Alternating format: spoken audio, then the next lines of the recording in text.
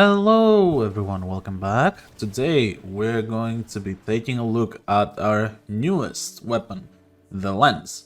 I have finally gotten my hands on it. You know, I have been seeing YouTube videos about it from people like Shy, Noob Showtech, Tactical Potato, Laser, and many others. This weapon looked insane. So I started doing every night an extract alert that I saw available because I had run out. And finally, after 1 week after its release, I have it. Now the Lenz has 50% crit chance, just like the Dread, low status, and it is explosive with a really nice gimmick. Instead of exploding on hit, which would result in you dying and make it borderline unusable, it has a brief delay before it explodes. So, in case you shoot yourself by accident, you can actually roll out. Genius design, and finally an explosive weapon usable by anyone. I love this weapon. Its damage is crazy, it has insane stats, and it's generally a good all-rounder.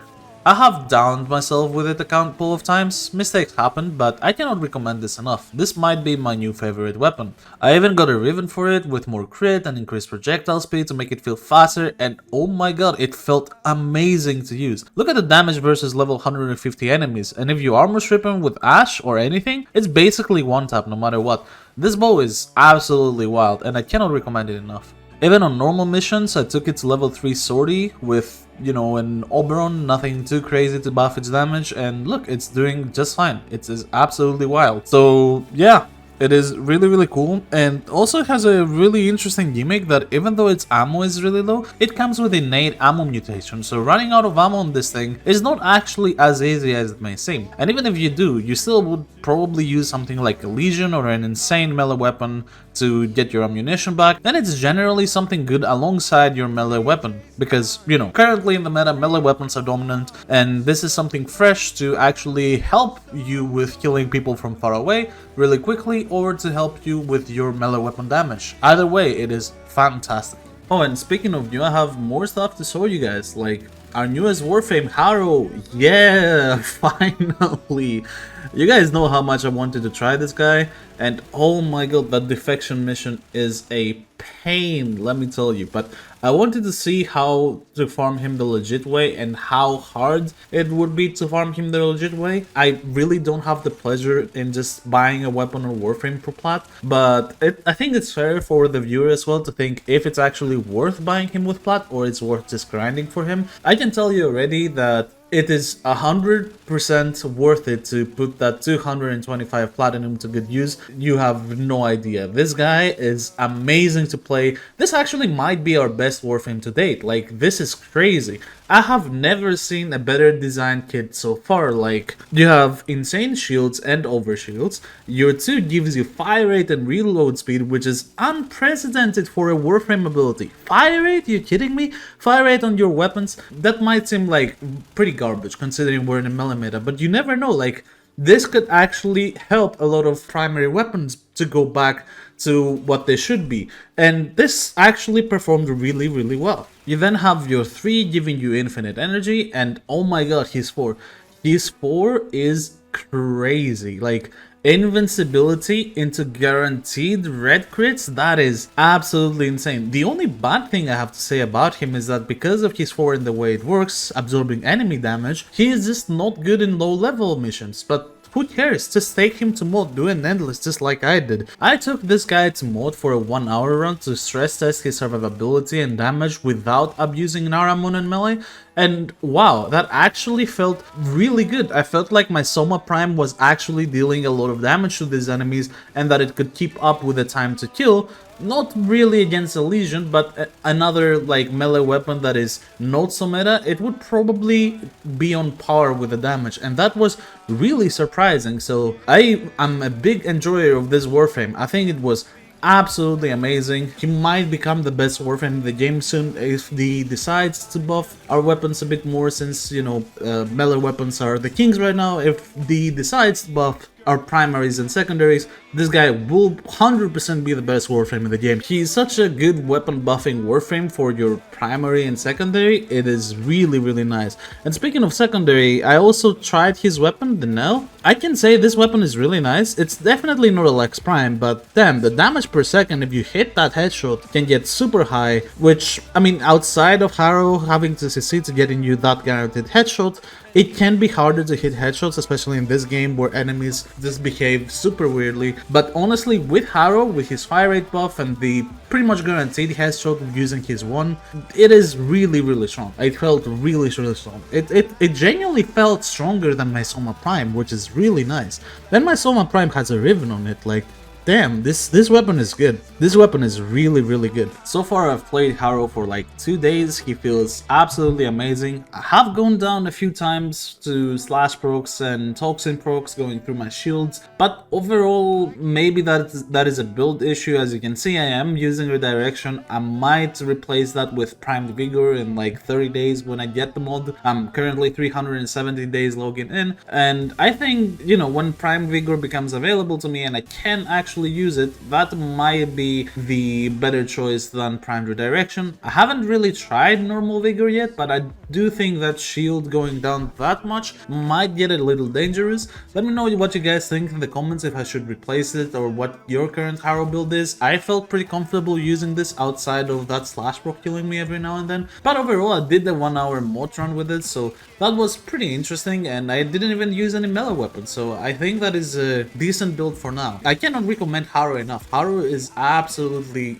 insane, super fun to use, very active with his gameplay, and just feels like a more aggressive and active version of Trinity. It feels really nice to play. This update has been really fun to play so far, and even if Harrow wasn't easy to get unless you spent the platinum, the new quest is fire. We got melee Riven mods, like wow, melee Riven mods is something that people have been asking for a very long time, and I thought something like the Azarax or the Otus Prime that were already incredibly strong would get even stronger, but surprisingly so far it seems like people tend to think the Scoliac might be the new king of melee weapons and it's gonna become meta, and it's something I really didn't expect, because if you look at the Scoliac, it's like nowhere on the radar. Nobody plays this weapon. It has 5% crit chance for 1.5 multiplier. Like, it doesn't seem like this weapon has anything going for it for slide attacking, but 5 disposition might be just that strong. I myself was lucky enough to get one, and although my roll is not the greatest yet, this weapon with slide attack slaps. Like,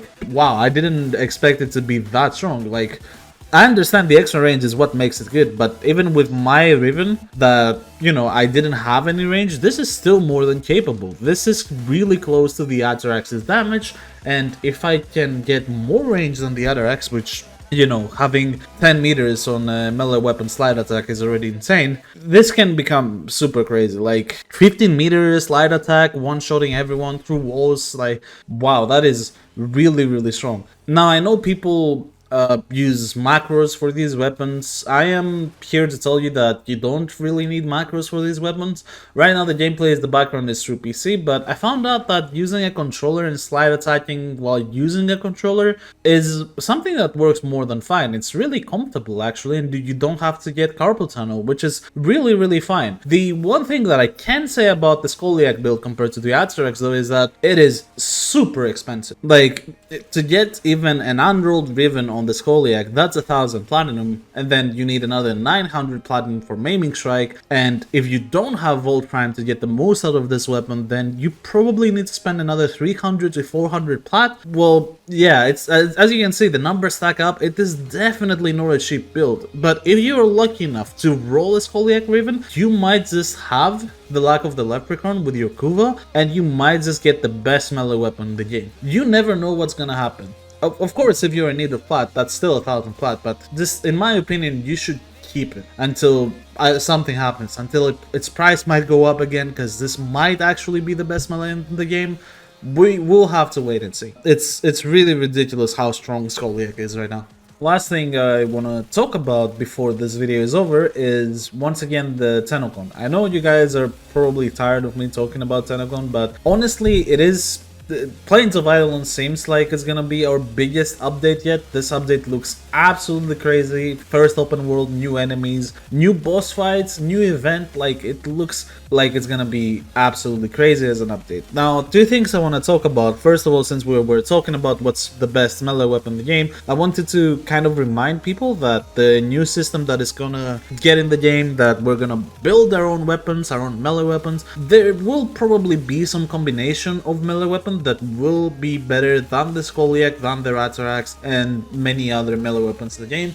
but we'll see by how much. I'm not sure what kind of whip we might get from this type of system, but the main reason I am bringing up Planes of Eidolon update and Tanocon in general is because some new leaks have come around that they say that raids might get removed from the game. And if you don't know, I'm a big raids player. I am someone who's been spamming raids since the beginning. I earned almost all my arcanes rank 3 fair and square, grinding for them, playing Nova in that mission most likely, or Trinity, but usually Nova to transport the team and slow enemies. Overall, it's something that I am a big fan of. It promotes creativity, it promotes teamwork. You don't actually have to play meta on raids to actually succeed, but it's always nice. And nowadays I am so familiar with it that even if I get someone who's playing the raids for the first time, I know how to approach it in order for us to never really fail it. So I don't really see the big issue, and I'm not sure if the leaks are correct, but if raids do get removed, then I will be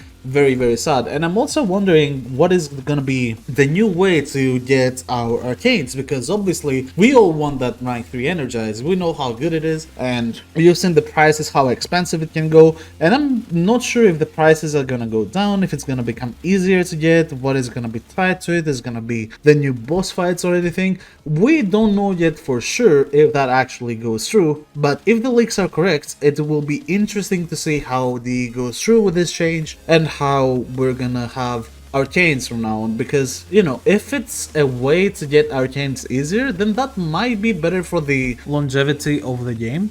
But raids is something I will miss for sure if these leaks are correct. Let me know what you guys think in the comments, if you think the leaks are true, if you think they're false, if you think someone is trolling on Reddit again. We'll have to wait and see basically when the update drops later this year. But overall, this was everything that I wanted to talk about today. I hope you guys are having a wonderful week. Thank you for watching, and I will see you again soon.